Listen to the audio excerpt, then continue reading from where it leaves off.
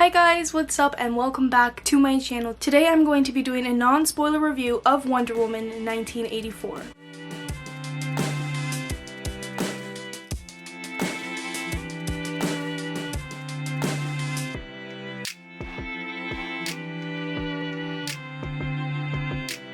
Diana Prince lives quietly among mortals in the vibrant, sleek 1980s, an era of excess driven by the pursuit of having it all. Though she's come into her full power, she maintains a low profile by curating ancient artifacts and only performing heroic acts incognito. But soon, Diana will have to muster all of her strength, wisdom, and courage as she finds herself squaring off against Maxwell Lord and the Cheetah, a villainess who possess superhuman strength and agility. So I just want to start off by saying that I really enjoyed this movie, and I was actually surprised that a lot of more people didn't enjoy it. I went on the internet after I watched the movie, and people are giving really negative thoughts about this movie, which go right ahead. I mean, if you don't like a movie, you don't like a movie. But I honestly really enjoyed it, so I'm very curious to hear what you guys have to say about the movie, if you liked it, if you didn't like it at all. Let me know all about that down below in the comment section because I would love to talk about this movie with you guys. And this is going to be completely spoiler free, so if you have anything spoilery to say down in the comment section, just put a little like spoiler warning in case people want to read down the comments. I don't want them to get spoiled for absolutely anything. And there's honestly a lot to talk about this movie, and I am going to try to do a spoiler review of this next week, and I have some stuff that I want to talk about, so I'm going to be very vague in this review. And the first thing I want to talk about are the characters, because honestly I think that's my favorite part of the movie, and also one of the issues that I have with the movie comes with one of the characters. So of course the queen, the icon Gal Gadot, comes back to play Wonder Woman, and she's awesome in this movie as she was in the first one. I never doubted that she would be an awesome Wonder Woman. I've only seen her in the Wonder Woman movies as Wonder Woman because I haven't seen Justice League, and I don't know if she's in another one. I'm not caught up on DC, so don't ask me anything. And this movie is a completely different take on Wonder Woman than the first one. Patty Jenkins did something completely different, and I think that's where a lot of people don't like it, or at least that's what I think, because the style of this one and the style of the last one are completely different tones, and it's also just a completely different story, which is obvious because it's a different movie, but it's like really different.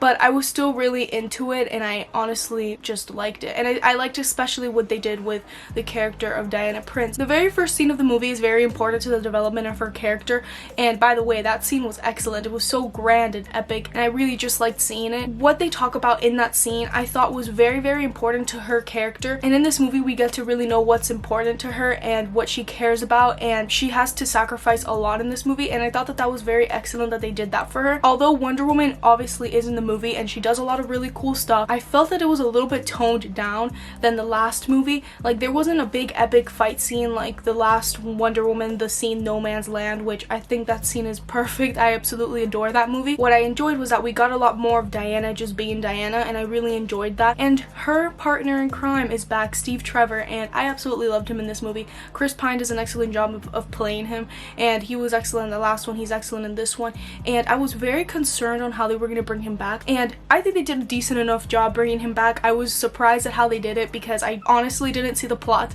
that this movie was about coming at all. I don't think the trailers really give it away, and that's honestly very good on their part. And it was interesting because in the Wonder Woman from 2017, Steve Trevor is showing Diana the modern world, and in this one Diana is showing him the modern world. And something that I also really appreciated with this character, and I didn't realize this until I rewatched a couple of scenes because since it's on HBO Max I can just skim around and watch scenes again, is that he is obviously startled by this world because the world that he was once in is not the world that the 80s is at all, and he kind of has this look of amazement at everything because yeah, it is really funny to see him try to fit into this world. There's like a scene in the trailer of him trying on different clothes to see the fashion, and it is funny, but I felt that for the most part what they did with this character was almost bittersweet because he was kind of looking at this world that he couldn't get to live in. He's almost amazed at like technology's advancement and what the humankind has been able to achieve, and you see that a lot in certain scenes, like when he sees an airplane again, and I didn't get to see any of this, and it kind of made me sad, and I don't know, it was just something that I thought they did a really good job with. And again, the chemistry between him and Diana is just excellent. It's still there, and you really get to feel the love that they have for each other as well as the connection that they have for each other. My one concern with it is that them bringing him back kind of does come with some questions, and I can't really ask them here without spoiling, so you're just gonna have to wait for my spoiler review for it. When I first saw it I was like, yeah, this is excellent. I loved it, which I did. I thought it was pretty good, and I think it was really hard to try to incorporate him back into the story, but I understand his importance to the story, so I don't think bringing him back was useless.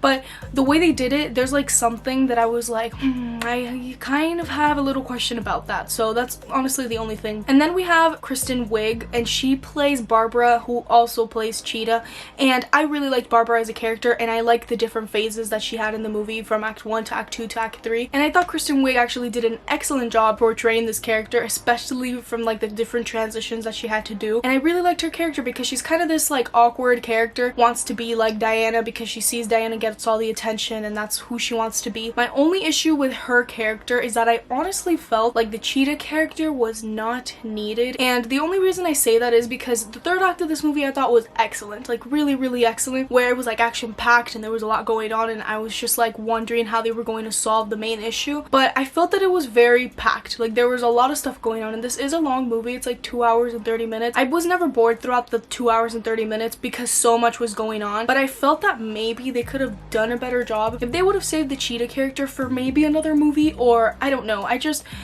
It didn't bother me that she was there whatsoever. Like, I thought she was just excellent being there, but I did notice that at the very end there was just so much going on because we already have Maxwell Lord, who I thought was an excellent character, and I'm saving him for last. But also it was just like very overstuffed to the point where her character kind of felt like pointless, and I think the like development of Barbara as a character is excellent, but I feel like maybe they should have done that at another movie or another time. Did it feel earned? I don't know if it did, but that's just my big thought on that. And then we have Pedro Pascal play Maxwell Lord, and oh my gosh, this is why I really like this movie. I loved him as a character, I loved him as a villain, and I loved absolutely everything that they did with him.